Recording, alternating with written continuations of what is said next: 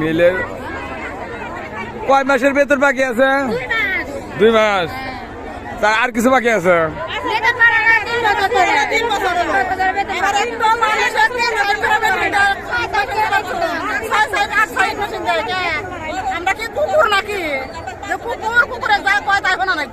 ঠিক আছে, বেতন দিতে হবে। বেতন না দিলে ওর মেল খুলে, ঠিক আছে, ওর মেল একটু বেচবেন, তারপর তালাতে দেবেন।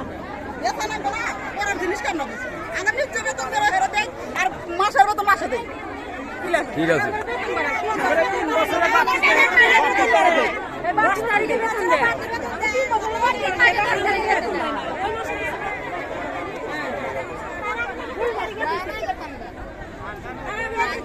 ভাই আপনি কিছু বলবেন? আমি তো ভাই ভিডিও করতেছি ভাই, এই ভিডিওটা ভাইরাল করে দেওয়ার জন্য। আচ্ছা, বেতন দেয় না যে গরিব মানুষ, তাই না? তাদের সংসারে যে কত প্রবলেম আপনি তো ভালো করে জানেন, অবশ্যই জানি। তাই না? একজন গরিব মানুষ চাকরি করে খায়, ঠিক আছে, টাকার জন্য।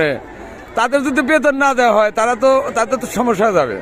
কিন্তু আমি সরকারের কাছে অনুরোধ করে যাচ্ছি যে যদি বেতন না দেয়, ঠিক আছে, তাহলে তো এদের খুব সমস্যা। তো এদের বেতন তাড়াতাড়ি দেওয়ার জন্য আমি অনুরোধ করে দিচ্ছি। আমি এমডি শাহিনুল আলম সিরাজগঞ্জ।